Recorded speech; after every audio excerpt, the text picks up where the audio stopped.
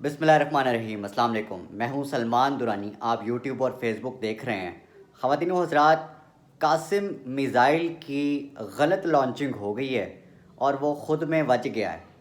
یہ میں قاسم علی شاہ کی بات کر رہا ہوں۔ قاسم علی شاہ صاحب کا عمران خان سے انٹرویو اور پھر اس کے بعد شہباز شریف کے ساتھ انٹرویو پر تنقید جب شروع ہوئی، اور پھر اس کے اوپر سب سے بڑی غلطی قاسم علی شاہ یہ کر بیٹھے کہ انہوں نے اپنا رد عمل دے دیا، اور اس رد عمل میں وہ پھنس گئے۔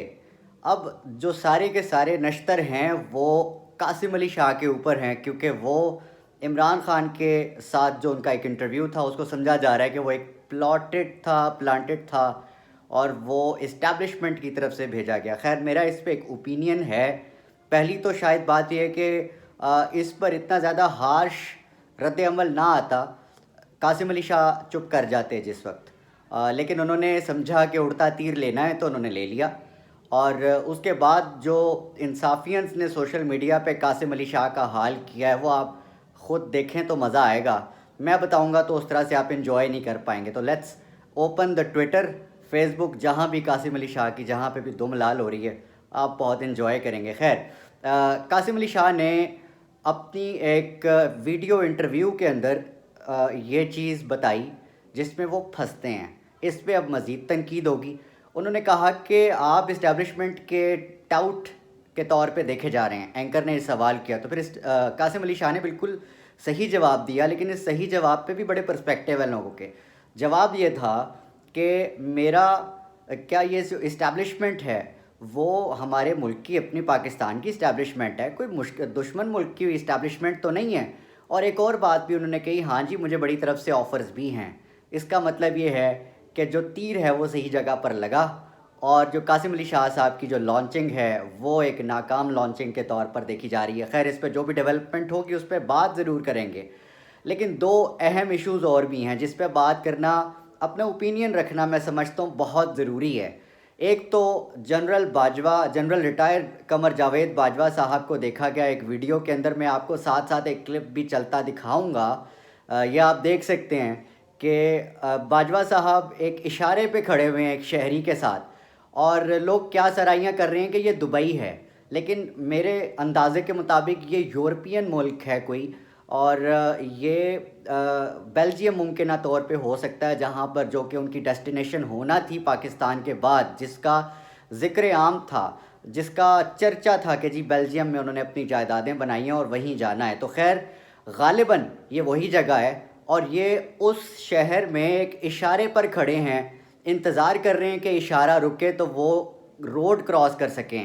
یہ ہے قانون کی پاسداری، یہ ہے قانون کی، جس قانون کی ساری زندگی انہوں نے پاکستان میں جس قانون کا مذاق اڑایا اور جوتوں کے تلے اس کو روندا جنرل ریٹائرڈ باجوہ صاحب نے، اور کرپشن دبا کر کی، وہاں جا کر ان کو ایک اشارے پہ کھڑے ہونا، ایک روڈ کراس کرنے کے لیے بھی ان کو قانون کا پاسدار ہونا پڑ رہا ہے۔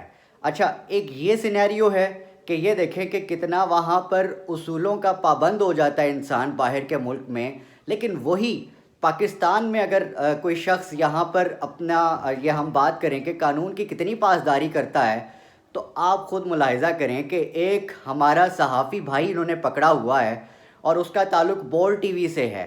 اس کا جرم یہ ہے کہ اس نے جنرل ریٹائرڈ قمر جاوید باجوہ کی فیملی اور ان کی جائیدادوں کے جو ڈاکومنٹس ہیں وہ لیک کیے۔ اب اس کو ایف آئی اے پکڑ کر لے گئی اور تشدد کا نشانہ بنایا جا رہا ہے، لیکن داد ہے، سلام ہے اس کی ہمت کو۔ آپ اس کے الفاظ دیکھیے کہ وہ اپنے پیشے جرنلزم کے ساتھ، صحافت کے ساتھ، اس ملک کے ساتھ غداری کرنے کو بالکل بھی تیار نہیں ہے۔ غداری کیا ہوتی ہے؟ اس سے پاسورڈ مانگا جا رہا ہے کہ آپ اپنے ڈیوائسز کے پاسورڈ ہمارے حوالے کریں تاکہ ہم مزید اس چیز کو ڈگ آؤٹ کریں، اور جو آپ نے چیزیں لیک کی ہیں، ڈاکیومنٹس، ہم وہاں تک ایکسیس کر کے ان کو ڈیلیٹ کریں، اور جو تمام تمہارے سورسز ہیں ان کو بھی پکڑیں۔ پوائنٹ از کہ پاکستان کے اندر یہ ہو رہی ہے قانون کی پاسداری، تو پاکستان میں کسی بھی قانون کو روندنا ان کے لیے کوئی بھی چیز، کوئی بھی بڑی بات نہیں ہے۔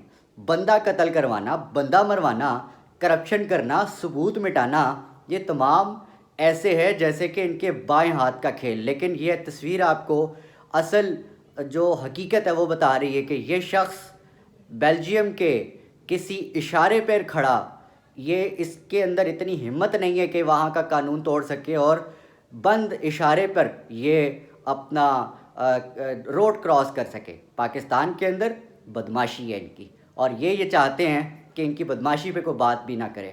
میں نے کل ایک ویلاگ کیا، بلکہ 2-3 دن سے میں ویلاگس کر رہا ہوں اس چیز کے اوپر کہ پاکستان میں اس بدماشی کو کون روکے گا، اس ہاتھ کو کون روکے گا۔ اور ڈرٹی ہیری نے جو اپنے نئی پالیسیز اور جو نئے ارادے رکھے ہوئے ہیں، اس کا ہاتھ کون روکے گا؟ کوئی ایک غیرت مند پاکستانی ہو جو کہ اس کا ہاتھ روک سکے اور اس کو روک سکے اور سوال کر سکے کیا از دس دا سیم پالیسی اور از دس ڈفرینٹ؟ کیا ہم یہ سمجھیں کہ آپ کے لیے پاکستان اور پاکستان کے عوام کوئی ویلیو ہی نہیں رکھتے، کوئی وقت ہی نہیں رکھتے؟ ہم نئی اسٹیبلشمنٹ سے یہ سوال کرتے ہیں، لیکن ہمیں پھر ہمارے اوپر بھونکنے کے لیے لوگوں کو چھوڑ دیا جاتا ہے۔ سب سے پہلے آتا ہے مصطفیٰ چودھری نام کا ایک بھانڈ، جس نے مجھ پر تنقید کی اور مجھے اس کو پرسنلائز کیا، میری شکل کا مذاق اڑایا۔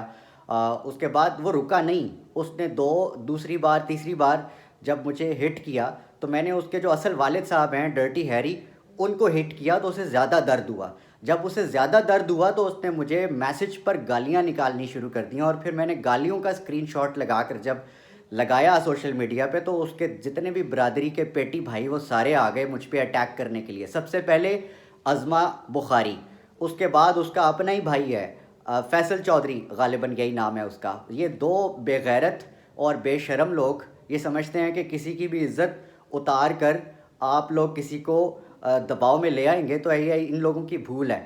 سلمان درانی نام ہے اور یہ اس وقت سب پہ طاری ہوا ہے۔ پوری کی پوری مسلم لیگ نون جو ہے وہ اس نام سے اس وقت ڈری ہوئی ہے۔ کیوں؟ کیونکہ تارڑ کو دیکھ لیں، عظمہ بخاری کو دیکھ لیں، جس بھی پٹواری کو دیکھ لیں، وہ اس وقت مجھے گالیاں دے رہا ہے۔ کیوں؟ اس وجہ سے کہ میں ان کے جو باس ہیں، ان کے جو فادر ہیں ڈرٹی ہیری، میں ڈائریکٹ اس پہ ہٹ کرتا ہوں اور پھر درد ان کو ہوتا ہے۔ آپ کنیکشن خود جوڑ لیں کہ اس میں کنیکشن کیا ہے۔ خیر، یہ وہ تمام چیزیں۔ اچھا، اس میں میں اسد علی طور کا نام لینا بھول گیا۔ بیٹا، جب تمہیں مار پڑ رہی تھی نا، جب تمہیں وہ اونڈا کر کے چلے گئے تھے، تمہیں چلنے کے بھی قابل نہیں چھوڑا تھا، تب ہم لوگوں نے تمہارے حق میں بات کی تھی اور کہا تھا کہ یہ غلط ہوا ہے۔ دیکھیں، دس از ویری رانگ۔ آج دوبارہ میں آن ریکارڈ یہ بات کرتا ہوں، حامد میر کو روکا جائے، اس کا پروگرام بند کیا جائے، اسے گولیاں ماری جائیں، اسد طور پہ کوئی حملہ کرے، عمر چیمہ پہ کوئی حملہ کرے، احمد نورانی پہ کوئی کرے، کسی بھی صحافی کو پکڑے، اس پہ تشدد کرے، اس کا پروگرام بند کرے، اس کا منہ بند کرے، اس کی زبان بند کرے، دس از یہ میں سمجھتا ہوں کہ غلط ہے، یہ ایک بہت غلط ایکٹ ہے۔ لیکن اگین اگر آپ کسی کو ٹرول کرنے کے لیے یہ طریقہ کار اختیار کرتے ہیں کہ جیسے اسد علی طور نے گالیاں نکالی ہیں مجھے ٹویٹ کے اوپر، تو میں اس پہ کچھ نہیں کہوں گا۔ لیکن اگین اس وقت میں اپنی پوری قوم کا، میں ہر اس پاکستانی کا جو میرے ساتھ اس وقت کھڑا ہے شانہ بشانہ، اس کا شکریہ ادا کرنا چاہتا ہوں، کیونکہ مجھے لگتا ہے کہ ہم جب حق کی صحافت کر رہے ہوتے ہیں تو ہمارے پاس صرف ایک ہی پاور ہوتی ہے، اور وہ عوام کی پاور ہوتی ہے۔ آپ سے آپ کی جو محبت کا اظہار ہے وہ میرے لیے اتنا ہے کہ میرے جو حوصلے ہیں وہ دوبارہ بلند ہو گئے، اور اب میرے میں جو ان سے لڑنے کا حوصلہ ہے وہ ڈبل ہو گیا ہے۔ اب انشاءاللہ اپنے مشن کو اسی طرح جاری رکھیں گے۔ ارشد شریف کا میں یہاں نام ضرور لینا چاہوں گا، کیونکہ وہ میرا بھائی اسی مقصد پہ شہید ہو گیا، یہی بات کرتے کرتے۔ اور آپ کا بھی وہ بہت مشکور تھا، جو محبتیں آپ نے اس کو دیں، اس کی زندگی میں دیں، اس کے بعد دیں۔ تو اس تمام کا ہم صحافی برادری جو کہ اس وقت بہت ڈسکریمنیشن کا شکار ہیں، ہمیں نوکریاں نہیں دی جاتی، ہمیں آن دا بورڈ نہیں لیا جاتا کسی بھی ٹیلی ویژن پہ۔ کیوں؟ اس وجہ سے کیونکہ کنٹرولڈ میڈیا ہے، اور اس وقت جو ہم جن صورتحال سے گزر رہے ہیں، اس کے علاوہ تھریٹس ہمیں جو ملتے ہیں، اس میں آپ تمام کی جو سپورٹ ہے وہ ہمارے لیے مور دین انف ہے۔ اللہ تعالیٰ آپ سب کو جو ہے وہ خوش رکھے، خرم رکھے۔ اور اس میں ایک چیز میں بس ایڈ کرنا چاہوں گا، عطا تارڑ نے بڑی خوبصورت باتیں کی ہیں۔ عطا تارڑ صاحب کو بڑی وہ بات لگی جب میں نے ان کے ہی جو ہے وہ رفیق تارڑ صاحب کے اوپر میں نے تنقید کی کہ وہ بھی تو شریف خاندان کی جوتیاں سیدھی کرتے تھے، آپ بھی جو ہے وہ شریف خاندان کی جوتیاں سیدھی کرتے ہوئے اپنے آباء و اجداد کی جو وہ رسم ہے اور وہ جو چھوڑ کے گئے ہیں طور طریقہ، آپ اس کو بڑے احسن طریقے سے آگے بڑھا رہے ہیں. تو آپ جنید صفدر کا جو بیٹا ہوگا نا، اب جو ہوگا یا بیٹی ہوگی، جو بھی ہوگا اللہ تعالیٰ دے گا، تو آپ اس کے پیمپرز چینج کرنے کی پہلے سے پریکٹس شروع کر دیں، کیونکہ وہ آپ کا اگلا لیڈر ہے. آپ کو ہاتھ باندھ کے اس کے سامنے کھڑے ہونے ہیں، اس کے پیچھے کھڑے ہونے ہیں، آگے نہیں کرنا، آگے قدم نہیں بڑھانا، کیونکہ یہ آپ کی اوقات ہے. یہ میں نے آپ کو بتایا، آپ برا مان گئے. اور آپ نے پھر جو ٹویٹ کیا، تھوڑا سا سرسری سا پڑھ کر بتا دوں گا، معذرت آپ کے دلوں پہ بڑا برا گزرے گا، تارڑ جیسا ٹاکسک آدمی. خیر، لیکن سن لیے.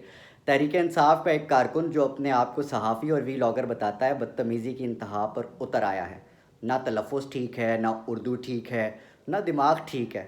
اوکے، اس کا ظرف دیکھیں کہ مصطفیٰ چودھری کی ٹویٹس لائک کرنے والوں کو بھی پڑ گیا ہے. اس کا نام مجھے نہیں آتا، وجاہت کی چھوٹی کاپی ہے. ایک تو بہت شکریہ تارڑ صاحب، آپ نے میرا ویلاگ دیکھا، اور یوں ہی دیکھتے رہیے گا. میرا تلفظ انشاءاللہ آپ ہی درست کرائیں گے، میری زبان بھی ٹھیک ہو جائے گی، اردو بھی.